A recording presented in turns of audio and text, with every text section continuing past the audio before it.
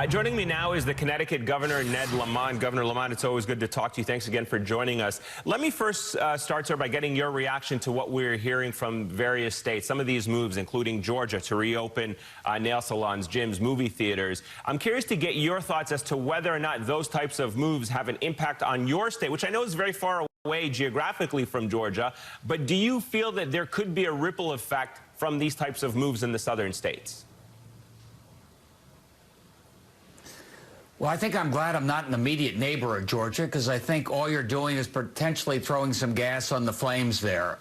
When it comes to essential businesses, massage and tattoo parlors are not going to be at the top of our list. And how do you have a massage and keep your social distance? Well, that's not the way we do it here. But I am focused on the manufacturing plants. I'm focused on big outside construction, those retail where we can do pickup, so we can slowly get our economy back to work safely. So, again, not to put you on the spot to compare to Georgia, but are you watching what they do and say, we're not going to start it that way? As you just said, you're going to focus on the essential businesses. From your state's perspective and coordinating with your fellow governors in the region, are you trying to negotiate with other states in these kinds of decisions as to how you prioritize that reopening? We do talk about it together, absolutely. If Gina Raimondo in Rhode Island opens her bars and restaurants and I don't, then all we have is people traveling back and forth across the borders and potentially taking the virus with them. So there's some things that you really want to do on a regional basis. It makes a lot more sense. All right, let me get your thoughts on the White House here for a moment, because it says the governor should at this point have enough tests for phase 1 of reopening. Give us the lay of the land in your state. What is the current situation in Connecticut, and do you have enough testing to make you comfortable that as you reopen parts of your economy, you will know who has the virus and who doesn't? No, we're not there yet. I don't think any governor is there yet. But what I'm doing is taking our future into our own hands, working with our local, testing facilities, our labs, doing everything we can to help them get the reagents they need so we can ramp up. I love the help from the federal government, but I'm not going to count on it right now. So what are the biggest supply chain issues at the moment that you are facing? Because President Trump is saying that he'd use the Defense Production Act to make more swabs. But do you know if there's been any progress on that? No, but they did make progress on something, which is they loosened the standards or regulations as regards what is a swab. Now we can have a cotton tip. In terms of the ingredients, you can also now use saline. So they're giving the states a little more flexibility to be able to respond to this themselves.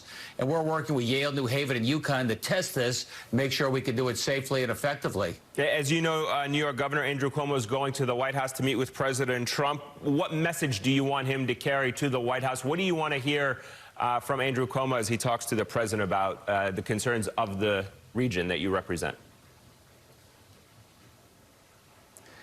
If he came out of that meeting and said, I sat down with the president and he agrees that these states have gotten hit in terms of revenue, no sales tax, less income tax, the feds will help make up some of that shortfall, that would be very helpful.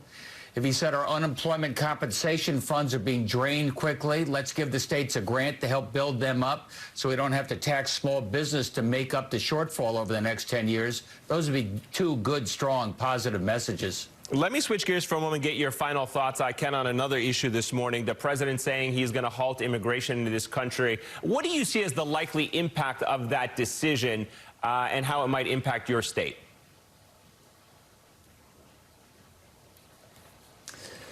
Healthy people coming from out of state, who want to work. Look, I try not to mix the politics and the public health. When it came to a lot of issues, people tried to conflate the two. Everything I'm doing here in the state of Connecticut is focused on public health, everything you can to keep people safe so we can slowly get our economy back to work. That's key in red states and blue states, a priority for every governor. Let me finally ask you, sir, just because I feel like you're walking a fine line there with that answer. Are you concerned that the president retaliates against people like governors like yourself, that you may criticize him for policies in the middle of all this? Are you trying to avoid that?